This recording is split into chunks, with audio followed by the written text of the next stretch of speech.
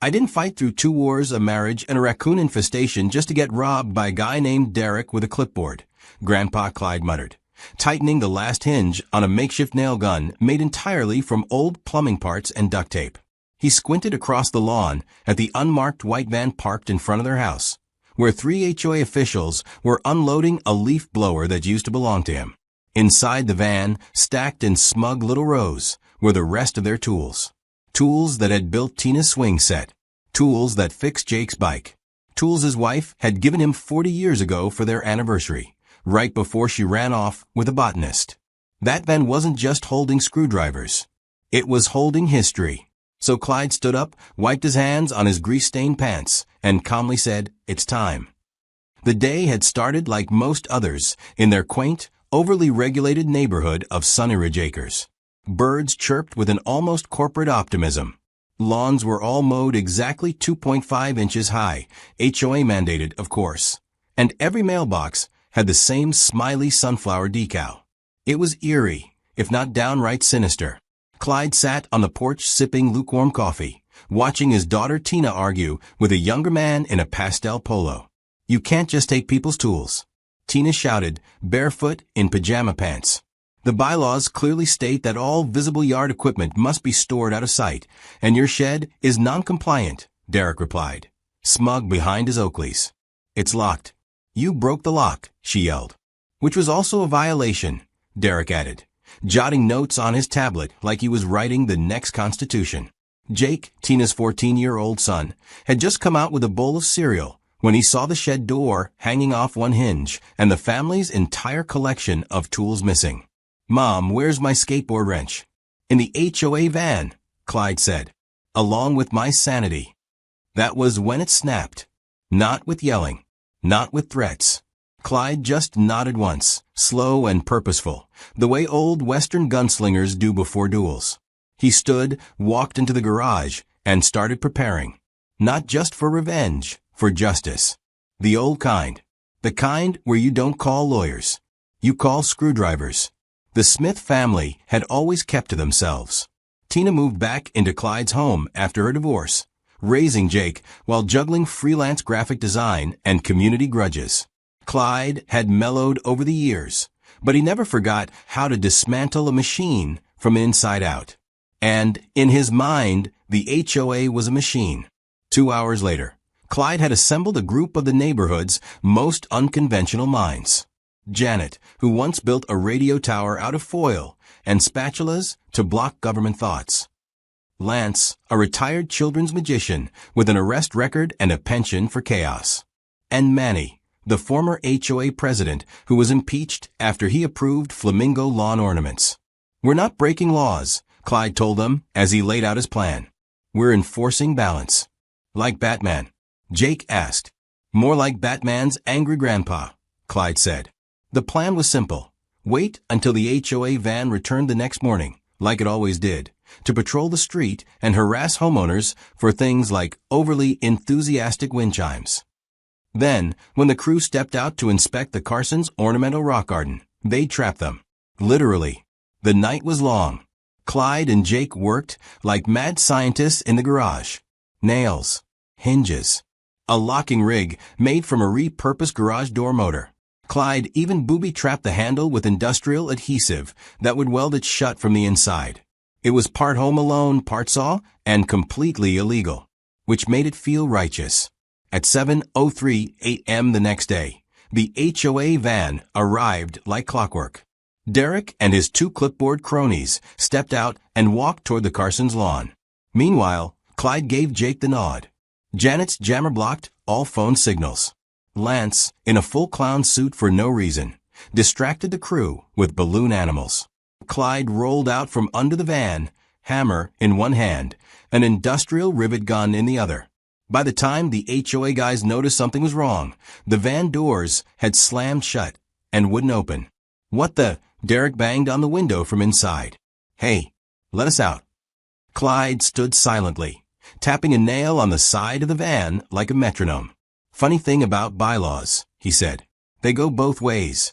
The van began to shake as the trapped men panicked.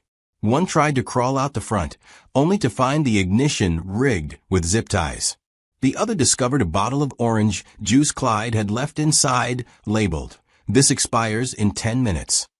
Whether or not it actually did, no one dared test it. News spread like wildfire. Within 20 minutes, the neighborhood gathered with folding chairs and popcorn. Someone brought a grill. Clyde calmly sat in a lawn chair, hammer across his lap, nodding like a king watching a dethroned jester beg for mercy. He even started giving a live workshop on tool safety, using the van as his stage. "Always respect your hammer," he said, as Derek pounded on the inside of the window. "Unlike these boys, who used mine without asking." Tina walked up to him mid-show, still in pajamas. "You know this is insane, right?" Clyde smiled. "No, honey. What they did was insane. This is therapy." The police eventually showed. 2 officers, clearly amused, listened to both sides. They gave Clyde a citation for creating an unpermitted mobile art installation. When asked if the HOA wanted to press charges, Derek refused to admit they had stolen the tools in the first place. "We were collecting them." "So you admit you had them?" the officer asked. Derek opened his mouth, then closed it. The HOA was defeated not by violence, but by logic and spectacle. Clyde hadn't just trapped them physically, he'd nailed them metaphorically, with the full weight of every ridiculous rule they ever enforced. Later that evening, as the sun set and the van sat abandoned like a forgotten exhibit, Jake turned to Clyde. "What now?" Clyde lit a cigar made of cinnamon bark. "Now we start a real neighborhood watch." Jake grinned. "With tools. With justice. And tools." Clyde leaned back in his chair, the van gleaming in the background like a tombstone for tyranny. War may have aged him, but the HOA had awakened something much more dangerous. A bored, retired man with nothing to lose and too many nails to count. Clyde didn't sleep the night after the van incident. He sat in the garage, cross-legged on a crate of old paint cans, drawing blueprints on the back of expired pizza coupons and property tax notices. His hands moved with the precision of someone who had once dismantled a Soviet landmine with a bent spoon.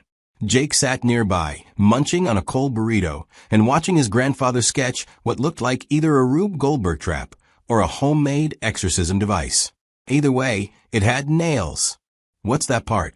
Jake asked, pointing at a coil of wire connected to a door latch and a spring-loaded canister. "That's the automatic hinge freezer," Clyde replied. "Trigger it, and it locks the van's doors like a clam in a thunderstorm." Jake nodded, chewing thoughtfully. "You really think they'll come back?" "Oh, they'll be back," Clyde said. "These HOA boys have egos thicker than the city budget." By sunrise, Operation Nailstorm was born. It was simple, dramatic, and entirely illegal. And it had layers. The van would arrive. The HOA crew would exit. Meanwhile, Clyde would initiate the trap, a blend of mechanical brilliance and low-level insanity. Every element had a purpose, from a hinge freezing mechanism to the scent-triggered alarm that would go off the moment Derek got within 10 feet of Clyde's new decoy, illegal gnome, placed in the garden. They ran a test on the trap later that day using Lance's old delivery van. Lance was excited, having rigged his own layer of flare, a glitter bomb set to explode inside the cab once the last screw sealed the door. For psychological disorientation, he explained, wearing his magician's tuxedo and top hat. Or for sparkle. Janet showed up with a bag of burner phones and a parabolic microphone. "We'll intercept their communications." Got one tuned to HOA frequencies already. Mostly passive-aggressive chatter and someone named Wendy arguing about petunias. Clyde had never felt so alive. Years of creaky knees and back pain seemed to evaporate as he fine-tuned tripwires and coated the inner van locks with an epoxy so stubborn it could bond a rhinoceros to a helicopter. Tina, watching the chaos unfold from the kitchen window, sighed and muttered, "One day, I'm going to write a memoir, and no one's going to believe a word of it." The next morning, at precisely 8:04 a.m., the HOA van returned. Derek stepped out, clipboard in hand, sunglasses angled like he was trying out for a B-grade detective show. His crew followed, discussing how many citations they could issue before lunch. Clyde, hiding behind a hedge, clicked the remote control. Nothing happened. Then everything happened. The van's rear doors swung closed as if yanked by ghosts. Inside, springs activated. Rivets fired. Chains tightened. From a small speaker, Janet's recorded voice played on loop. You are now entering a zone of neighborhood justice. Please remain calm and consider your life choices. Derek lunged back toward the van, but was too slow. The doors were sealed. The handles fused. The window fogged up immediately as one of the trapped HOA crew started hyperventilating. Lance's glitter bomb went off with a muted whoosh, turning the inside of the van into a disco nightmare. Through the tinted windows, sparkles floated like weaponized fairy dust. Outside, Clyde stood tall, hammer in one hand, a cup of lukewarm tea in the other. He took a slow sip, locking eyes with Derek, who was now slapping the window with a laminated HOA right to entry notice. Clyde raised his teacup like a toast and winked. Jake documented everything on his phone. Day 2 of neighborhood justice, he narrated. The perpetrators have been neutralized. The glitter is everywhere. Grandpa smells like motor oil and freedom. Within minutes, neighbors came pouring out. Manny handed out donuts. Janet offered interviews to 2 curious teenagers live streaming on a gaming channel. Even the usually grumpy Mr. Hindley from down the street pulled up a lawn chair and clapped. Then came Tina, arms crossed and eyes twitching. Dad, you sealed people inside a van. They sealed themselves metaphorically, Clyde replied. I just provided the box. People are filming. There are drones. Good, he said. Let the world see what happens when HOA tyranny goes too far. Inside the van, muffled shouts continued. One of the crew tried kicking the back door, only for it to trigger a horn that played the opening riff of Eye of the Tiger. Lance, overcome with pride, began to cry. I've waited my whole life for this moment, he said. I feel reborn. The situation escalated quickly. A local reporter arrived, thinking it was a performance art piece. Clyde gave an interview, while stroking a ferret Janet claimed helped with emotional regulation. When asked if this was a political protest, Clyde simply said, No ma'am, it's pest control. The police were not far behind. This time, they brought backup. An officer tapped the side of the van. You've got HOA members locked inside a booby-trapped vehicle. That's kidnapping, sir. Is it still kidnapping if they trespassed and stole private property? Clyde asked. The officer paused. Do you have proof? Jake held up the original video of the HOA crew stealing their tools from a shed, complete with timestamp and a slow zoom on Derek's smug face. After reviewing the footage, the officers conferred quietly by the cruiser. Eventually, one returned, suppressing a grin. Okay, so technically, you forced them into a situation, but also technically, they were illegally removing property. This is a mess. Welcome to Sunny Ridge, Tina muttered. In the end, the officers issued citations to everyone. Clyde received 1 for unauthorized mechanical trapping. Derek received 3 for theft, property trespassing, and conduct unbecoming of a community representative. The HOA van was declared an ongoing investigation site and remained in Clyde's driveway, glitter and all. As dusk settled, the Smith family sat on the porch. Tina was nursing a headache. Jake was editing the footage into a short film for his media class, and Clyde polished his screwdriver set like a man cleaning metals. What's next, Dad? Tina asked. We reinforce the perimeter. HOA won't give up that easy. And if they try again? Clyde smiled. Then we upgrade to Phase 3. Jake looked up. There's a Phase 3? There's always a Phase 3, Clyde said. And in the garage, tucked behind an old tarp, sat a blueprint labeled in red marker. HOA Disassembly Protocol, Advanced. Below it, in smaller handwriting, includes inflatable decoys, sprinkler misdirection, and the ultimate weapon, paperwork. The war was just beginning, and Grandpa Clyde was ready. The HOA van sat in Clyde's driveway like a forgotten relic of failed tyranny, coated in glitter, rust, and bad decisions. Inside, the air smelled of sweat, bubblegum air freshener, and quiet desperation. Derek sat slumped against the back door, arms crossed, eyes twitching as sparkles clung to every inch of his pastel polo. His two fellow enforcers weren't faring much better. One had turned a clipboard into a makeshift fan, while the other muttered incoherently about bylaws, gnomes, and betrayal. Their phones still had no signal, thanks to Janet's illegal but surprisingly effective signal jammer, which she powered with solar panels and a car battery stolen from her ex-husband's fishing boat. Outside, Clyde lounged in a foldable camping chair, whittling a piece of wood into the vague shape of a duck. Jake knelt beside him, editing video footage on his laptop while humming the Mission Impossible theme. Every so often, he would burst into laughter and mutter things like, "Oh man, that slow-mo glitter shot is perfect," or "Grandpa, we're going viral for sure." By mid-afternoon, a crowd had gathered on the sidewalk. Neighbors brought lawn chairs and drinks. Someone dragged out a barbecue grill. A few kids set up a lemonade stand next to the van with a handwritten sign that read "Free if you hate the HOA." Tina came outside, rubbing her temples as she surveyed the growing chaos. "Dad," she said, "this is escalating into something you can't control." "I know," Clyde replied. "Isn't it beautiful? You've turned our front yard into a political protest/carnival. Better than another garage sale." The situation inside the van had reached what Janet later referred to as critical emotional mass.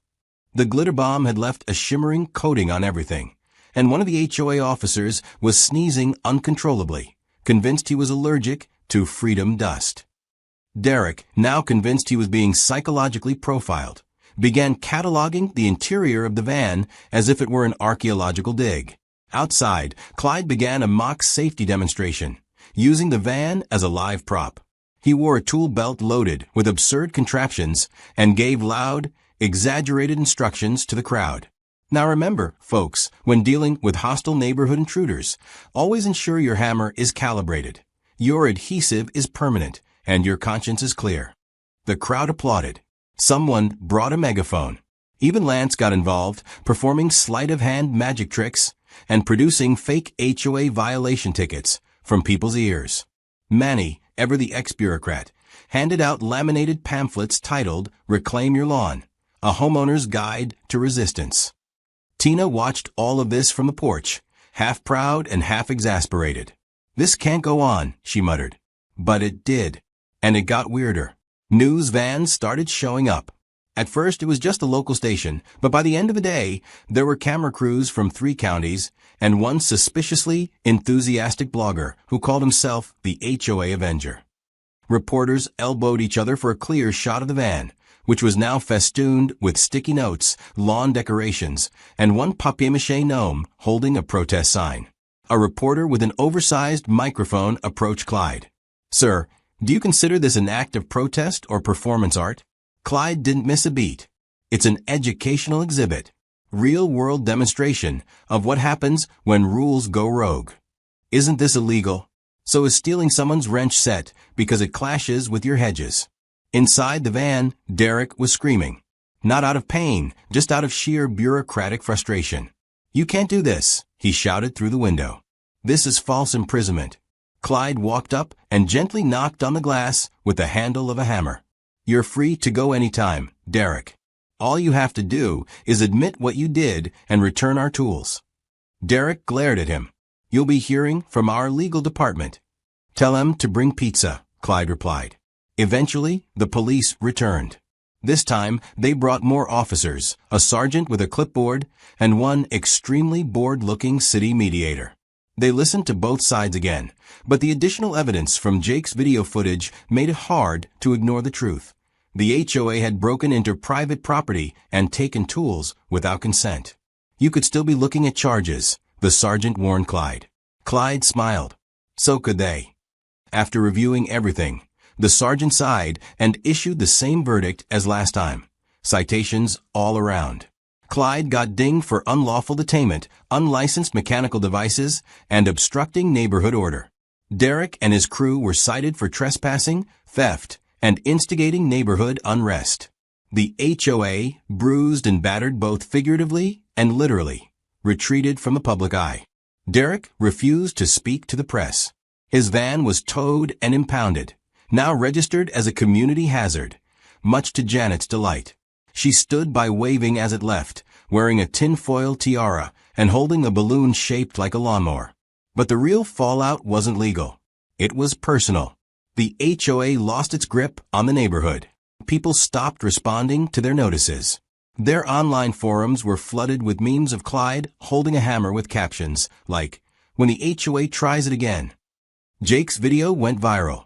Within days, it had over 1 million views, and comments poured in from people who'd lived through similar HOA nightmares. The Smith family became suburban legends. Then came the kicker. Tina received a letter in the mail, unsigned, of course. It was a formal complaint stating that due to the ongoing disruptions, the Smith household must be evaluated for community compliance. Furthermore, no residents shall harbor any individual over the age of 70 without board approval. Clyde read it, laughed, and said, "So now I'm an unauthorized elder." "What do we do?" Tina asked. "We run," Clyde said, "for office. It was Manny's idea. You want to stop them? You've got to beat them from the inside. Get on that board. Tear it down plank by plank." Tina groaned. "I already have a job, and a kid, and a father who's basically running a DIY militia." "But you also have something they don't," Manny said. "A soul." The decision was made. Tina would challenge Derek for HOA president in the upcoming election. It would be the first time in years that someone other than a clipboard-wielding tyrant had tried. And she wouldn't do it alone. Clyde assembled the team again. Operation Ballot Hammer was underway. They printed flyers. Janet created a fake campaign website for Derek full of ridiculous promises, like mandatory shrub topiary and a neighborhood anthem. Lance handed out yard signs made of recycled HOA citations. As Election Day approached, tension simmered across Sunny Ridge Acres. There were whispers of corruption, threats of disqualification, and rumors that Derek had secretly voted for his own removal during a migraine-induced lapse in judgment. But the people were watching, and Clyde was ready. The war for the soul of the neighborhood had moved from the driveway to the ballot box. But make no mistake, Grandpa still had his tools. Clyde always said that real war doesn't start with explosions. It starts with paperwork. And now, the enemy had retaliated not with hammers or chains, but with a legal document so dense and loaded with subclauses it could crush a brick. The notice came folded into a crisp white envelope marked Urgent Community Directive. Inside, the Homeowners Association, wounded and vengeful, had declared a new emergency clause. Section 7B, newly added and probably cooked up in the back of Derek's mind during his time trapped in the van, read, "All properties hosting individuals over the age of 70 are subject to mandatory inspection for structural and mental soundness." In layman's terms, they were trying to evict Grandpa Clyde on the grounds of being too old and too clever.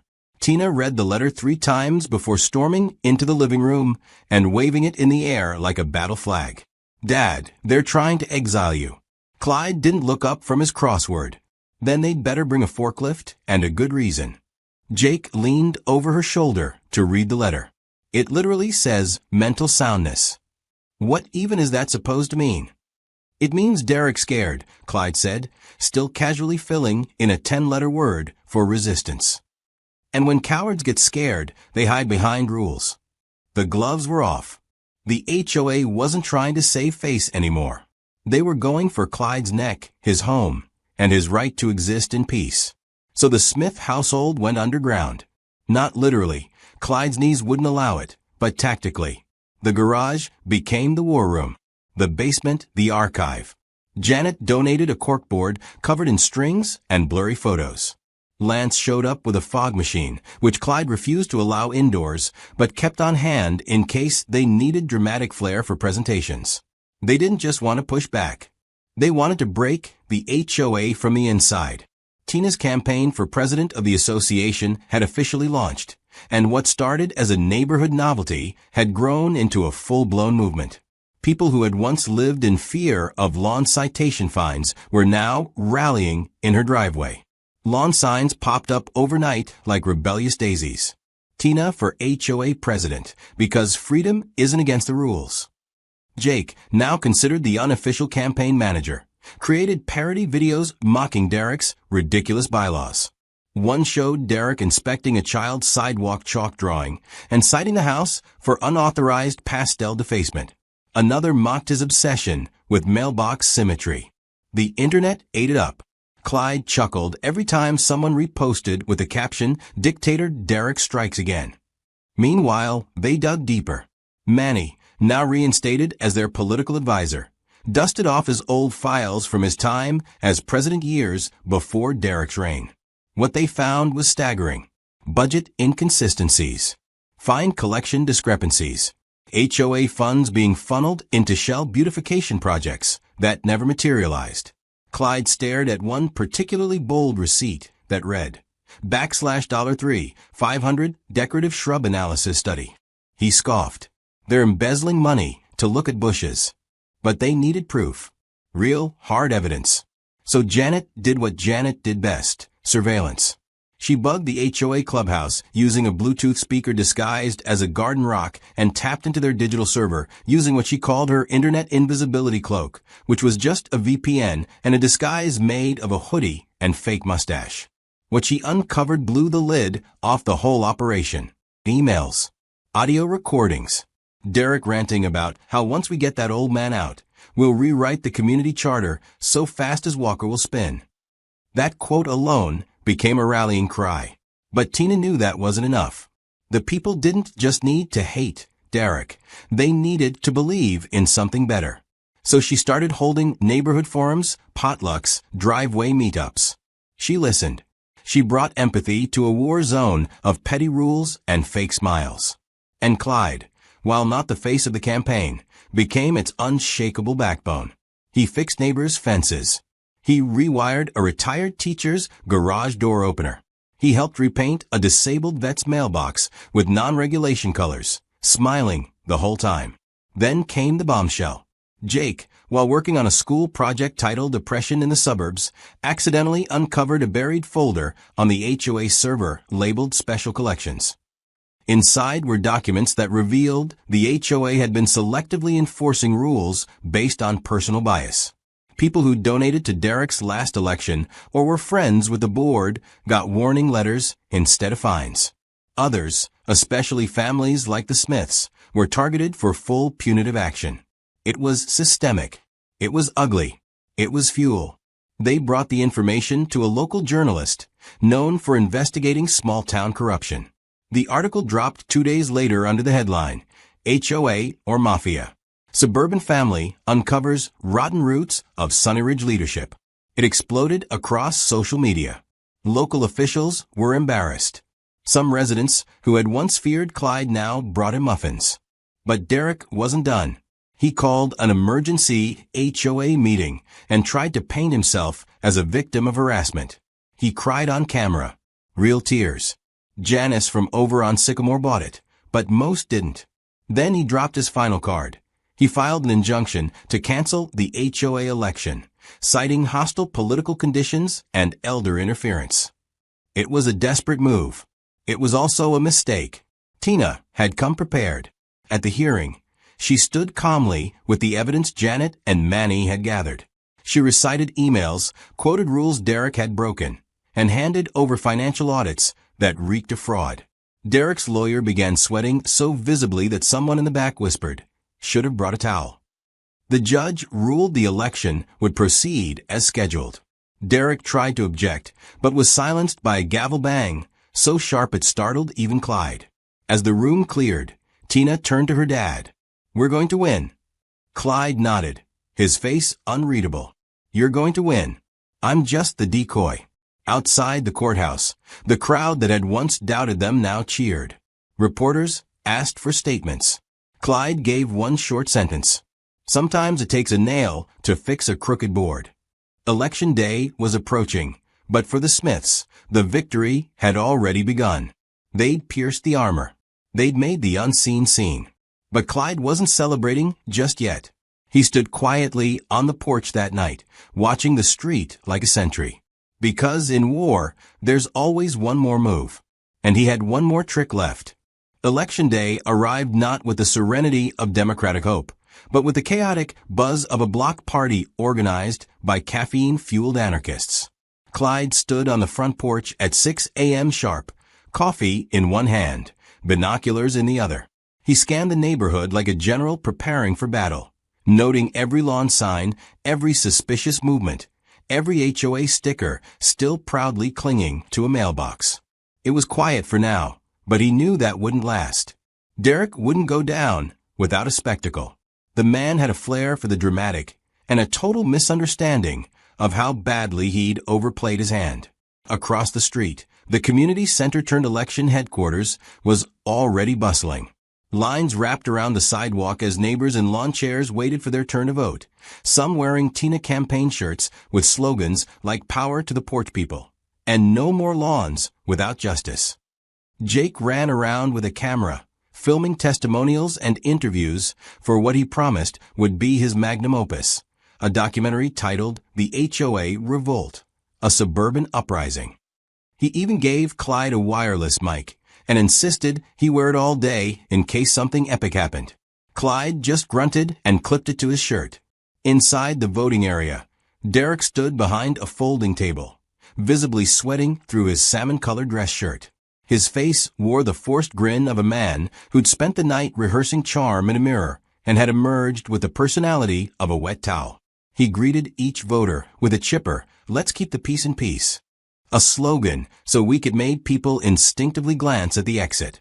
Beside him sat two remaining loyalists from the old HOA guard, a woman named Marlene who once fined a neighbor for planting purple tulips instead of yellow, and a man named Greg who wore mirrored sunglasses indoors and claimed to be deeply respected in the zoning community. Tina arrived an hour later, not in heels or a pantsuit, but in jeans, sneakers, and a t-shirt that read, "My dad nailed the van shut, and all I got was democracy." The crowd burst into spontaneous applause, which embarrassed her deeply, but made Clyde smile for the first time all morning. She approached Derek, offered a handshake, and said, "Let's keep this fair." Derek took her hand with all the grace of a man shaking a live fish and replied, "Let's keep it legal." That was all Clyde needed to hear. Back at the house, Janet was running digital surveillance to ensure no vote tampering occurred.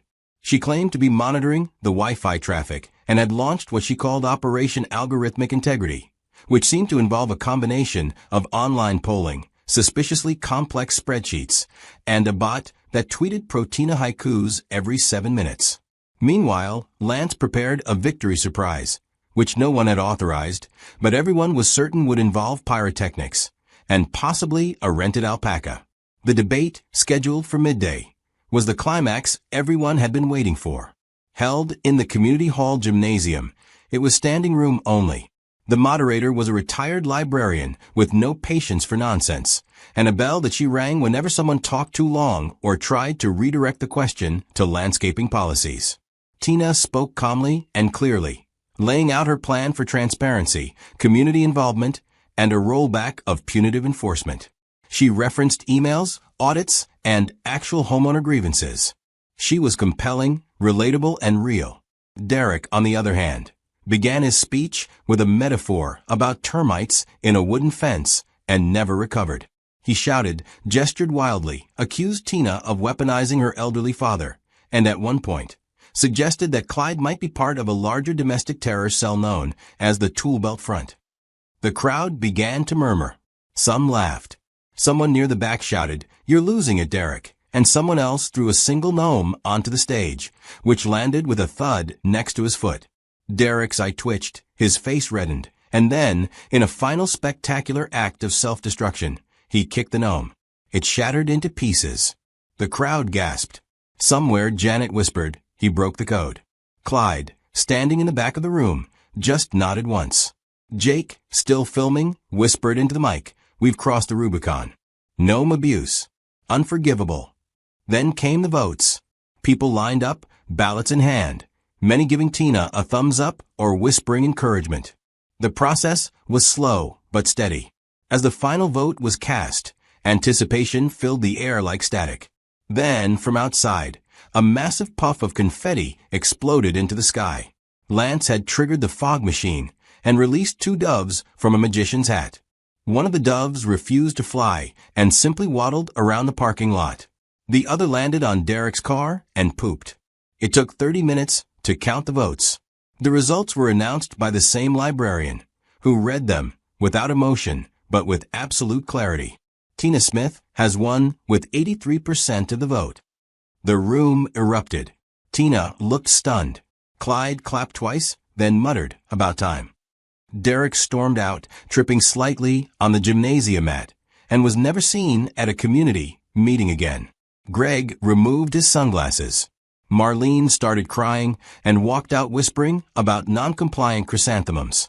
Back home, the Smiths celebrated on the porch. Neighbors dropped by with casseroles and cookies. Someone brought sparkling cider. Clyde sat in his chair, accepting congratulations like a veteran being honored by the troops. He didn't say much. He didn't have to. The war was over. The hammer had been passed, and it had landed in the right hands. Tina took a seat beside him and said, "I didn't think I could do it." Clyde looked over. "You didn't. We did." Neighborhoods aren't built on lawns and siding. They're built on people. Jake uploaded the final part of his documentary that night. It included everything: Derek's meltdown, the campaign, the shattered gnome, and Clyde's final words from the porch. If you push people long enough, eventually they push back. And sometimes they bring a nail gun. The video went viral again. Tina was invited to speak at neighborhood councils across the state. Jake got an A and a college offer based on the film alone. Clyde was asked to do interviews, but he declined them all, saying only, "I already said my piece. Now, let's enjoy the peace."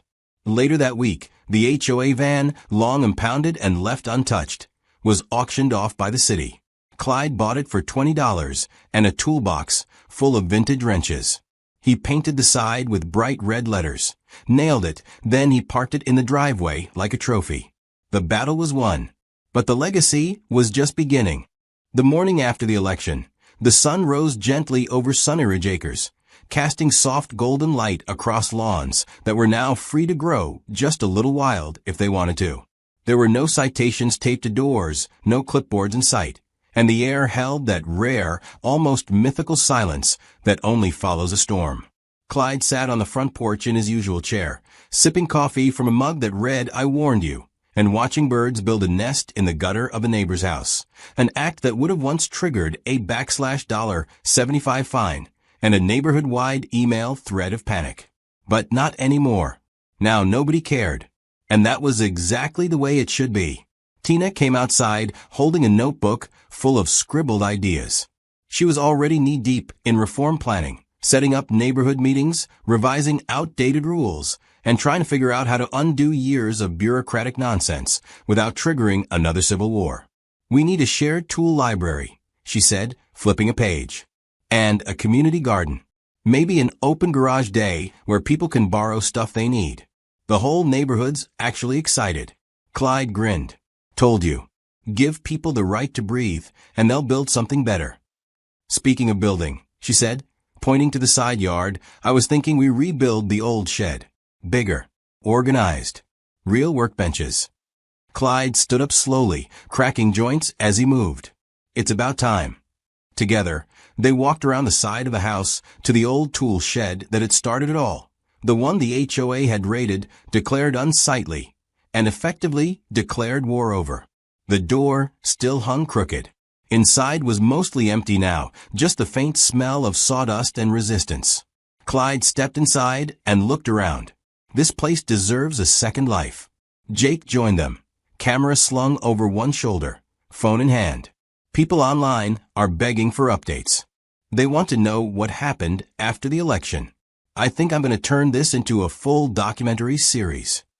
"You should," Tina said. "It might actually inspire someone." Jake paused. "Also, someone from Netflix emailed me." Clyde raised an eyebrow. "What's a Netflix?" The family laughed, and the moment settled into something that felt a little like peace. Not the boring kind. This was earned peace, hard-fought and well-deserved. It didn't mean trouble wouldn't come again, but for the first time in a long time, they were ready for it. Later that week, neighbors gathered to help clean out the shed and rebuild it. Clyde led the effort like a general overseeing his final campaign. He organized tools, measured beams, and barked orders in a tone that was firm but always followed by a smile. There were no arguments. No ridiculous fines. Just laughter, sawdust, and community. People who had barely spoken to each other before now swapped stories over power drills and paint cans. Mr. Hindley, once known only for complaining about mailbox heights, revealed he'd been a master woodworker in the 80s. Miss Clara from 3 houses down brought a box of antique nails she'd saved just in case the world needed them. Even Derek's former allies showed up, sheepishly at first, but welcomed nonetheless. By the end of the weekend, the new shed stood tall and proud. It had a lending library for tools, a whiteboard with neighborhood projects, and even a sign above the door carved by Lance that read, "The Resistance Depot." Clyde chuckled at that one, but left it up. He figured a little drama kept things interesting. One night, after the excitement died down, Jake noticed the old HOA van parked at an odd angle in the driveway. Its back doors were open. Tools were missing. But there were fresh tire tracks in the driveway leading toward the street. He followed them to the curb, where they stopped, and then disappeared. The van was gone. "Hey," he called out. "Who took the van?" Clyde walked over, hands in his pockets, smiling faintly. "I loaned it out." "To who?" "Let's just say someone who needed it more than we do. I left a little note in the glove box. Told them to pass it on when they're done." Tina gave him a look. "Are we talking about a vigilante tool-sharing van?" "I prefer mobile justice dispenser," Clyde replied. "But yeah." Rumors soon spread that the HOA van had been seen in a different suburb across town, then another one 2 counties over. Each time, it seemed to appear after reports of aggressive neighborhood rule enforcement. Each time, it left behind freshly repaired fences, community-built benches, and a sign that simply read, "Nailed it." Jake tracked it online. Someone posted a blurry video of a man who looked suspiciously like Clyde delivering a box of screwdrivers in the dead of night, wearing a hoodie and boots, then vanishing into the dark. It became a meme. Grandpa Justice, they called him. Hashtags exploded. Interviews were requested. Clyde declined them all. He wasn't looking for fame. He just wanted people to take care of each other. And maybe, once in a while, hammer something back into place. As the weeks passed, life in Sunnyridge found a new rhythm. Tina balanced her job and her new role with grace, organizing projects that actually helped people instead of penalizing them. Jake submitted his documentary to a national student film competition and won first place. They got a call from a well-known talk show. Tina laughed so hard she almost choked on her coffee. Even Janet calmed down. Well, slightly. She still wore the tinfoil hat, but now it had campaign pins and a small solar panel powering a fan. Lance started offering free magic shows for neighborhood kids. Manny finally retired from activism and opened a miniature lemonade stand just because he said it felt good to serve something sweet. One quiet evening, as the sun dipped below the rooftops, Clyde sat on the porch alone. The breeze was warm, and the street was quiet. He took a slow breath and looked out over everything. Lawns a little messy, kids a little louder, neighbors a little kinder. Tina joined him with 2 mugs of tea. She handed him one and leaned back. "Feels good," she said. "Yeah," Clyde nodded. "But don't get too comfortable. Peace is just the space between the next round of nonsense." She smirked. "You think they'll try to bring the HOA back?" "They might. Or it'll be something new. But now we know what to do." They sipped their tea as dusk settled in. A dog barked in the distance. Somewhere a lawnmower started up. Clyde smiled. He'd won a war with nails, wit, and the quiet certainty that no rule should ever matter more than people. And, in the end, that was the only rule worth enforcing.